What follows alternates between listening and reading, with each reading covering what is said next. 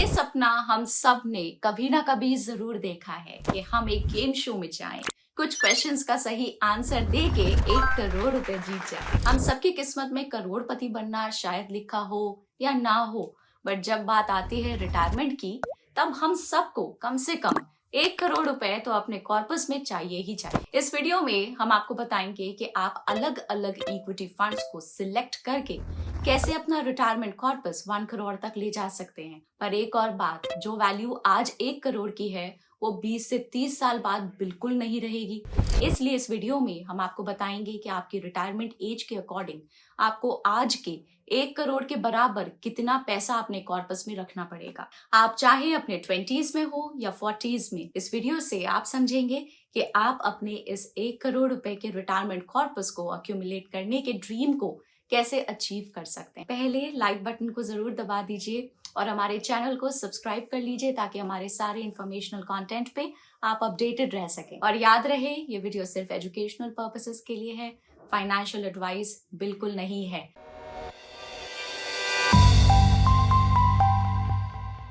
सबसे पहले retirement planning करते समय हमें किन बातों का ध्यान रखना होता है, चलिए वहां से स्टार्ट करते हैं। Start early. आप जितना जल्दी अपनी लाइफ में इन्वेस्ट करना स्टार्ट करेंगे, स्पेशली इन इक्विटी फंड्स, उतना पावर ऑफ कंपाउंडिंग आपके फेवर में होगा। अर्ली स्टार्ट करने का एक और फायदा ये है कि आपको अपने फाइनेंशियल गोल्स अचीव करने के लिए छोटी छोटी अमाउंट्स इन्वेस्ट करनी पड़ती हैं, जो आपके फाइनेंशियल बर्डन को काफी हद तक कम कर देती है। Second, inflation. इन्फ्लेशन का मतलब है कि हर साल गुड्स एंड सर्विसेज के प्राइसेस बढ़ते जा रहे हैं। इसका सीधा असर ये होता है कि आपके पैसे की परचेजिंग पावर, यानी कि खरीदने की ताकत कम होती जा रही है। अगर आप आज 100 रुपए में एक चीज खरीदते हो सकता है अगले साल वही चीज 107 रुपए में मिले, अगर इन्फ्लेशन 7% पर ईयर है तो।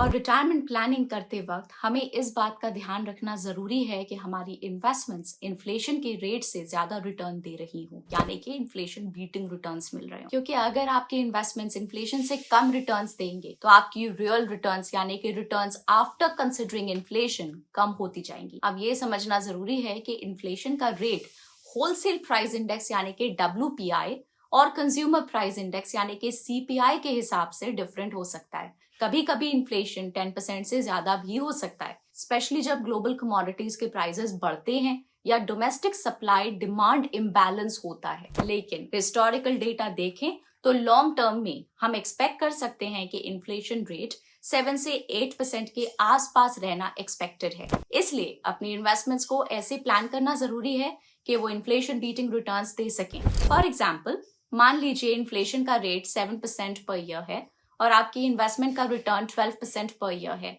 रियल रेट ऑफ रिटर्न का फॉर्मूला है investment return is equal to 12%, inflation rate is equal to 7%। मतलब आपका असली रिटर्न यानी कि रियल रेट ऑफ रिटर्न सिर्फ 4.67% है, जो फिर भी पॉजिटिव है। इसका मतलब है कि आपकी वेल्थ बढ़ सकती है, लेकिन इन्फ्लेशन उसका एक हिस्सा खा लेता है। Post retirement life expectancy. Life expectancy का मतलब है कि एक आदमी की जिंदगी का एवरेज ड्यूरेशन कितना होता है। इंडिया में 2022 में फीमेल्स की लाइफ एक्सपेक्टेंसी लगभग 73.3 ईयर्स है और मेल्स की लाइफ एक्सपेक्टेंसी 69.6 ईयर्स थी। पर मेडिकल एडवांसमेंट्स और क्वालिटी हेल्थ केयर की वजह से लोगों की लाइफ एक्सपेक्टेंसी बढ़ती जा रही है। मतलब लोगों की लाइफ की एवरेज ड्यूरेशन इंक्रीज हो रही है, जो कि अच्छी बात है।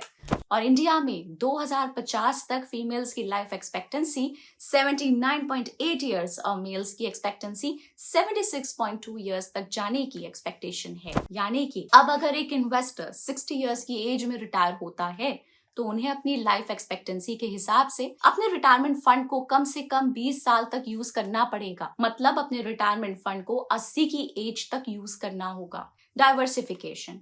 सिर्फ एक एसेट क्लास में इन्वेस्ट करने से आपका रिस्क बहुत ज्यादा हो सकता है, इसलिए ये जरूरी है कि आप अपने पोर्टफोलियो को डाइवर्सिफाई करें। Always remember, never put all your eggs in one basket. Avoid unnecessary withdrawals. आप अपने रिटायरमेंट फंड से unnecessary withdrawals ना करें।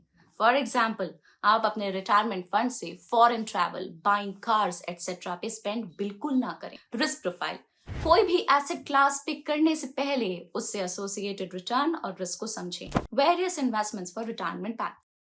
रिटायरमेंट प्लानिंग के लिए कई तरीके के इन्वेस्टमेंट ऑप्शंस अवेलेबल होते हैं, जैसे कि एम्प्लॉय प्रोविडेंट फंड यानी कि ईपीएफ, पब्लिक प्रोविडेंट फंड यानी कि PPF, national pension scheme NPS, stocks, mutual funds etcetera. लेकिन सबसे जरूरी बात यह है कि आप समझें कौन सा इन्वेस्टमेंट ऑप्शन आपके रिटायरमेंट गोल्स के लिए सही है और आपके लिए कंसिस्टेंट परफॉर्मेंस दे सकता है। अगर नेशनल पेंशन स्कीम की बात करें तो ये एक अच्छा रिटायरमेंट प्लानिंग इन्वेस्टमेंट ऑप्शन हो सकता है।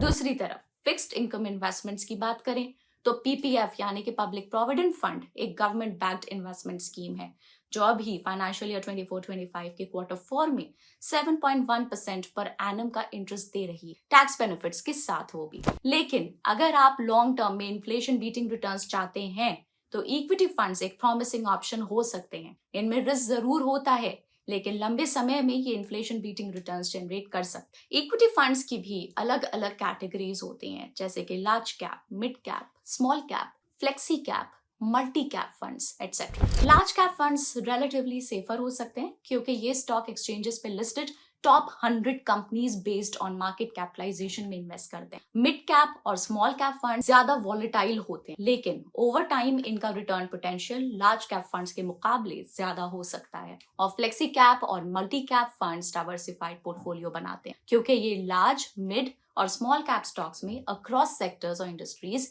इन्वेस्ट करते हैं। अगर हम 5 और 10 साल के हिस्टोरिकल परफॉर्मेंस को देखें तो इक्विटी फंड्स कंसिस्टेंटली अच्छा परफॉर्मेंस डिलीवर कर सकते हैं। लॉन्ग टर्म में इक्विटी फंड्स का average returns fixed income investment से अच्छा हो सकता है।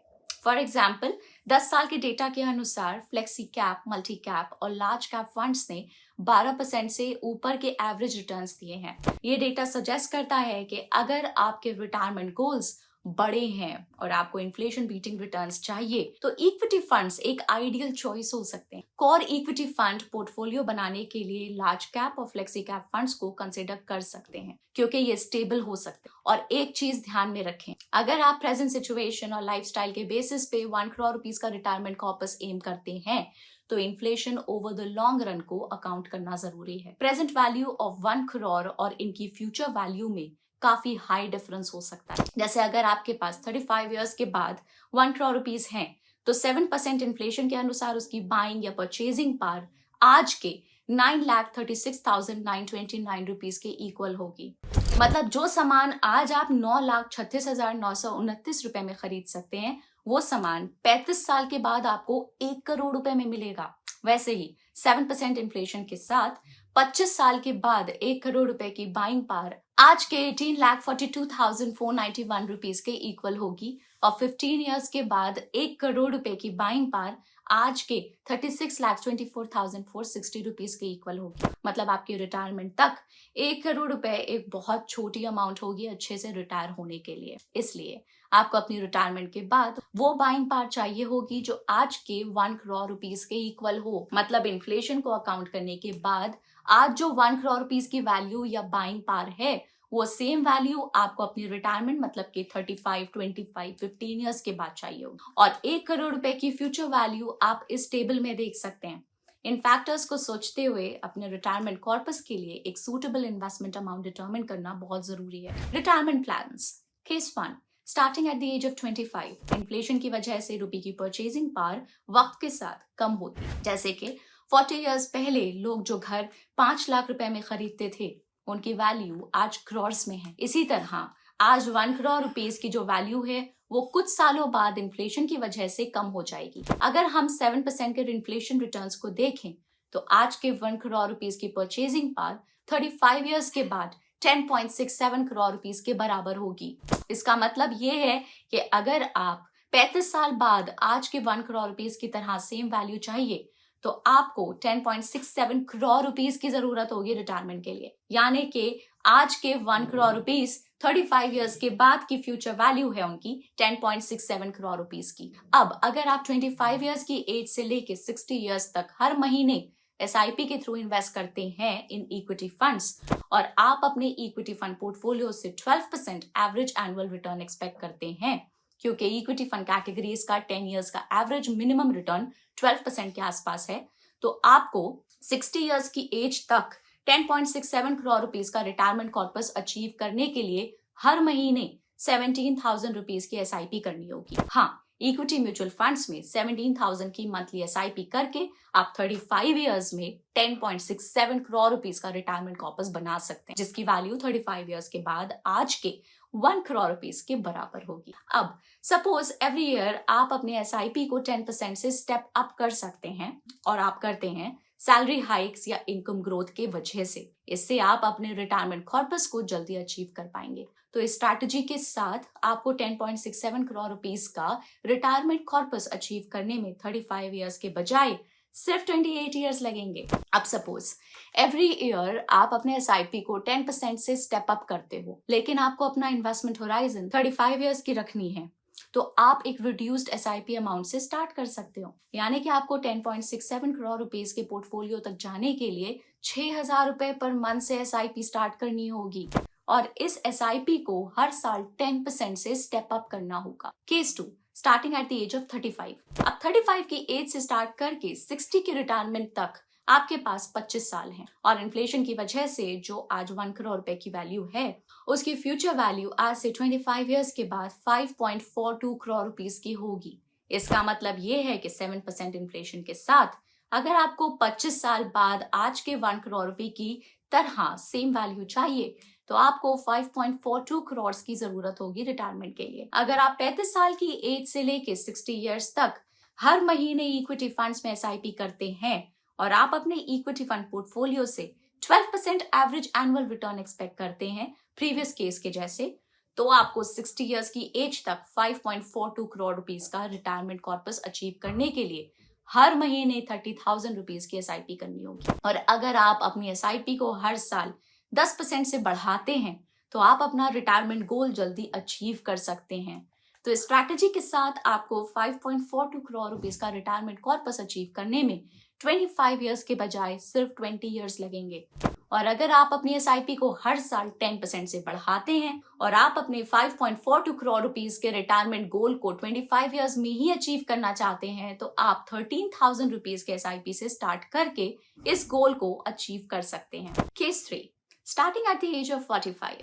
अब 45 की एज से स्टार्ट करके 60 की रिटायरमेंट तक आपके पास 15 साल है और इन्फ्लेशन की वजह से जो आज 1 करोड़ रुपए की वैल्यू है, वो सेम वैल्यू आज से 15 साल के बाद 2.76 करोड़ रुपीस की होगी। इसका मतलब ये है कि 7% इन्फ्लेशन के साथ अगर आपको 25 साल बाद आज के 1 करोड़ रुपए की सेम वैल्यू चाहिए, तो आपको 2.76 करोड़ रुपीस की जरूरत होगी रिटायरमेंट के लिए। अब अगर आप 45 इयर्स की एज से लेके 60 इयर्स तक हर महीने इक्विटी फंड में SIP शुरू करते हैं और आप अपने इक्विटी फंड पोर्टफोलियो से 12% एवरेज एनुअल रिटर्न एक्सपेक्ट करते हैं प्रीवियस केस के जैसे, तो आपको 60 इयर्स की एज तक 2.76 करोड़ रुपीस का रिटायरमेंट कॉर्पस अचीव करने के लिए हर महीने 55,000 रुपीस की SIP करनी होगी। और अगर आप अपनी SIP को हर साल 10% से बढ़ाते हैं, तो आप अपना रिटायरमेंट गोल जल्दी अचीव कर सकते हैं। तो इस स्ट्रैटेजी के साथ आपको 2.76 करोड़ का रिटायरमेंट कॉर्पस अचीव करने में 15 इयर्स के बजाय सिर्फ 12 साल लगेंगे।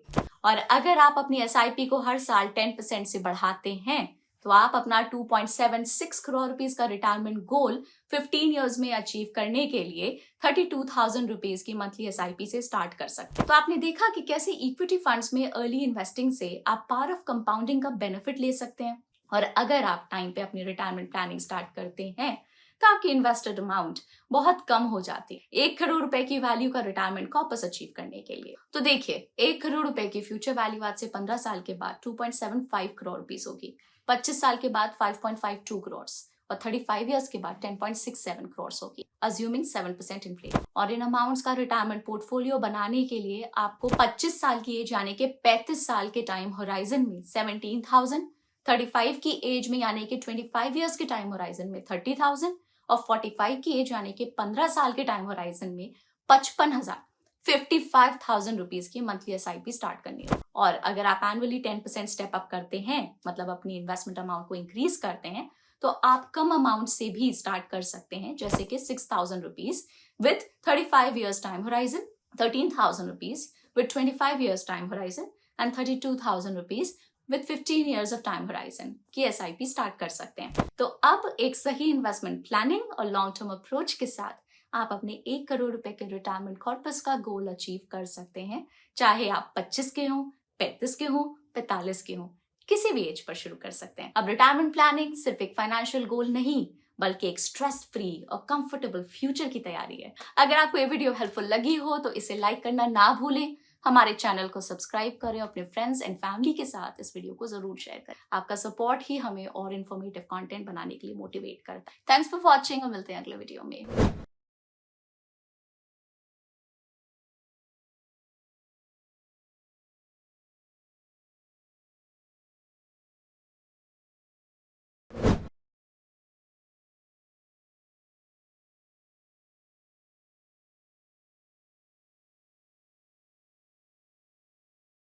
Mutual fund investments are subject to market risks.